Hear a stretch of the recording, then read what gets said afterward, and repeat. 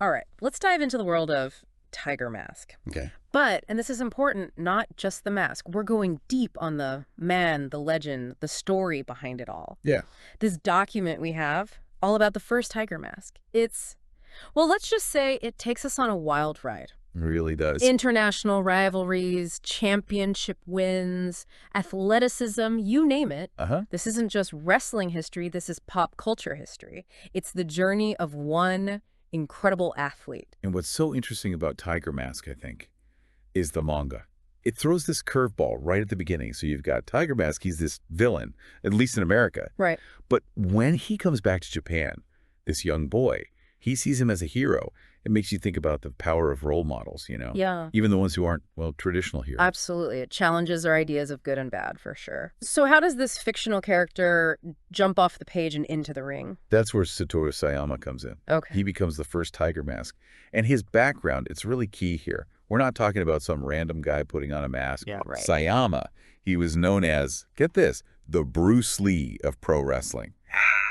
His martial arts skills, incredible. So he brings this legitimacy to the character. Exactly. It's more than just playing a wrestler at that point. Oh, yeah. So what about his path before the mask? Well, he starts in New Japan Pro Wrestling. Okay. But his size, it was a hurdle early on. So they sent him abroad. Yeah. England, Mexico, to really hone his skills, to gain experience. It's a period that often gets overlooked, I bet. but crucial in his development. Makes sense. You can almost picture him absorbing these different styles, perfecting his technique. That international experience, it had to be invaluable. It really was. So when does Tiger Mask officially debut? 1981, New Japan Pro Wrestling. They see the potential of this character that appealed to younger fans, smart marketing, really. Yeah. But some of those hardcore wrestling fans, they weren't so sure. Right, a manga character invading their world. Exactly. And I bet they changed their tune once they saw him wrestle. Oh, absolutely. Tell me about that debut match. Dynamite Kid. Oh, okay. April 23rd, 1981. This was more than just a match. It was a clash of styles. The athleticism, it left people stunned. I bet. Sayama, as Tiger Mask, he wins with his signature German suplex. And that launches him into stardom. And it starts this rivalry with Dynamite Kid. Legendary, really, defined both their careers. I've heard stories about those matches. What made that rivalry so special? They're both incredibly skilled, but with such different approaches. You had Tiger Mask with his high-flying martial arts style versus Dynamite Kid, more brawling, hard-hitting, a visual spectacle for sure, but also a clash of personalities. The fans, they ate it up. And those championships, he wasn't just winning, he was dominating. Right. He held the NWA World Junior Heavyweight Championship and the WWF Junior Heavyweight Championship at the same time. Wow, both of them. At the same time. That's a feat, and it sparked controversy too. I can imagine. Holding both titles, it raised these questions about which one was more prestigious, about how these different organizations, how they viewed their own championship. So he's making waves not just in the ring, but in the whole wrestling world. Was he wrestling outside of Japan at this point? Oh, yeah. Okay. He toured the U.S., wrestling for the WWF, which was more regional back then. Right. He faced Dynamite Kid again and Eddie Gilbert. Wow. Proving he could adapt to different styles. There's even this funny story. An announcer introduced him as Timer Mask. Oh, no. Age can be tough on the eyes, I guess. That's hilarious. But even legends, they can't escape injuries, right? Sadly, no. During a tag team match, 83, he's injured by, you guessed it, Dynamite Kid. Of course. Forced to vacate some titles, take time off. It's a stark reminder, that even with all the skill in the world, this profession, it's physically demanding. Dangerous, too. What was the reaction when he came back from injury? He returned, regained the NWA World Junior Heavyweight Championship. But then he shocked everyone. At the peak of his career, he announced his retirement, 1983. Wow. He was a double champion again on top of the world. What led to that? Well, there were rumors. Growing disillusionment with the backstage politics of wrestling. He's a principled guy. Right. Some say he felt this disconnect, between the art he brought to the ring and the business side of things. So he hangs up the mask, walks away from it all. But I have a feeling this isn't the end of Satoru Sayama's story. There's got to be another chapter. You're absolutely right. And this is where things get really interesting. Sayama, he retires as Tiger Mask. But that passion, that competitive fire, It didn't go out. In 1984, he joins the Universal Wrestling Federation.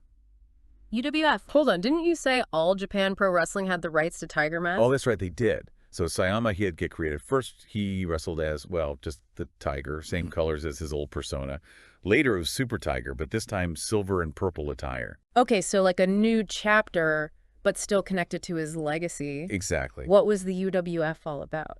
They were trying something different, presenting wrestling as like a more realistic sport, competitive, a real departure from the, more theatrical style. Gotcha. And Sayama, he was drawn to that. Makes sense. He had some memorable matches against Akira Maeda, Yoshiaki Fujiwara. Oh, wow. Those are some big names. Big names. What were those matches like? Intense, hard-hitting, blending wrestling and martial arts. But there was this clash brewing under the surface. Yeah. Sayama, he favored a striking style. Lots of kicks. Okay. Maeda, though, he was more about grappling, submission holds. So a battle of philosophies as much as physical skill. Exactly. It all came to a head in 85. During a match, Maeda, he delivers this kick to Sayama's lower abdomen. Oh. Controversial kick. Leads to disqualification. Intentional? Some say yes, some say accident. Either way, it sounds like it caused a stir. Oh, it did. Sayama leaves UWF soon after. Whispers of disagreements, leadership, creative direction, that sort of thing.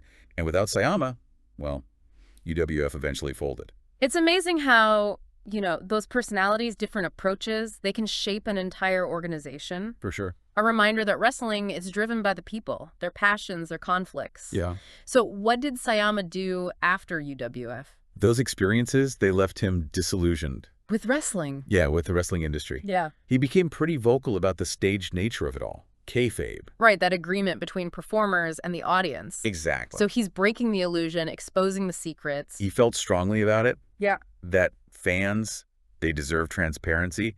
He even wrote a book called Kayfabe, detailing the inner workings. For a Japanese audience, yeah, it sounds like he was trying to change perceptions, not just tear it all down. I think so. He wanted to highlight the athleticism, the storytelling, the artistry. Even if the outcomes were predetermined. Right. But despite all that, he never lost his passion for martial arts. It seems like that passion led him to something new. It did. Tell me about it. 1986, Sayama found Shudo. Okay.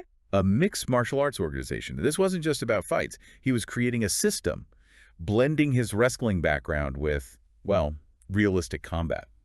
So Shudo had a different focus. It emphasized technique, strategy, a more nuanced approach to fighting. So how does Shudo impact the martial arts world? Groundbreaking. You gotta remember, this is when MMA was still in its infancy. Right. And Shudo, it helped legitimize it as a sport. Interesting. And Sayama, he trained some notable fighters, guys who went on to have really successful MMA careers, proving the effectiveness of his system. He's leaving his mark as a trainer, a mentor. A true innovator. So did he ever go back to professional wrestling after starting Shudo? He couldn't stay away completely. 1995, he has this one-off match against his old mentor, Antonio Inoki. Oh, wow. But remember, All Japan still had the rights to Tiger Mask. Right, so how did he wrestle? He takes on a new persona. Tiger King. Tiger King. Picture this. Striking gold outfit. Facing off against the legendary Inoki. Wow. It was symbolic, a passing of the torch, a tribute to the past, a glimpse into the future. Inoki won, but the match, it was about respect, legacy. That's a beautiful image. So was this the end for Sayama in the ring? Not quite. He continued to wrestle here and there, independent promotions, sometimes with his younger students, sometimes Legends matches. He even was on the board of Inoki's new venture for a while, the Universal Fighting Arts Organization. Okay. But eventually, he decided to forge his own path. Again, always innovating. 1999, he found Sekendo. His own promotion. His own promotion. He called it a martial art, blending different styles, reflecting his belief in constant evolution. So he's not just teaching techniques, he's teaching a philosophy. Exactly. A way of approaching combat and life. Right. Did his age, all the wear and tear, did it start to catch up with him? Time takes its toll, even on Legends. He wrestled into the 2000s, but his style, it adapted. He was heavier, so he focused more on mat-based wrestling. But don't think he lost his edge. I bet he still had those moments, flashes of brilliance, those signature kicks. He did, and the fans, they loved it, appreciated his dedication, his artistry, just his presence. He even endorsed a second Super Tiger, a Sekendo fighter, Yuji Sakuragi. Oh, And he chose the fifth tiger mask, Ikuhisa Minoa, passing on the mantle. So even as his time was winding down, he was ensuring that legacy would continue. Absolutely. But unfortunately, health issues started to emerge. 2015, after a match with Akebono, the sumo wrestler, Sayama, he starts experiencing chest pains. Oh, no. Turns out, emergency heart surgery. That's scary. Did he ever wrestle again? Amazingly, yes. And Gina after the surgery, but he wasn't done. Wow. 2016, one final match. A true passing of the torch. Battling his successor, Minoa Man, to a draw. A fitting end to a remarkable career. Indeed. From manga inspiration to real-life legend. Satoru Sayama's journey as Tiger Mask. One for the ages. When you lay it all out like that, it's just incredible everything he achieved in the ring, outside of it.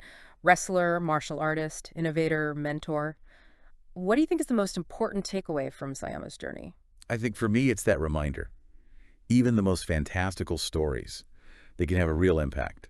Tiger Mask, he starts as this manga character, but Sayama, he brought him to life in a way that it went beyond fiction, inspired so many fans, pushed the boundaries of wrestling, martial arts, left a legacy, one that's still felt today. It's also a story about dedication, resilience, right? Oh, absolutely. Challenges, injuries, setbacks, but he never gave up on what he loved. Whoa. Even after heart surgery, he's back in the ring. It's a testament to, well, to his love for what he did. It really is. Strength of character, determination. Keep pushing, keep evolving.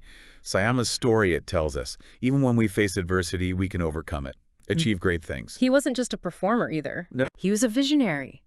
Challenged conventions, bridged that gap between wrestling and martial arts, helped shape the future of both. That's what makes his story so fascinating. It's not just the wins, the losses, it's the impact, on the world around him. Inspiring other athletes, training champions, leaving his mark on combat sports.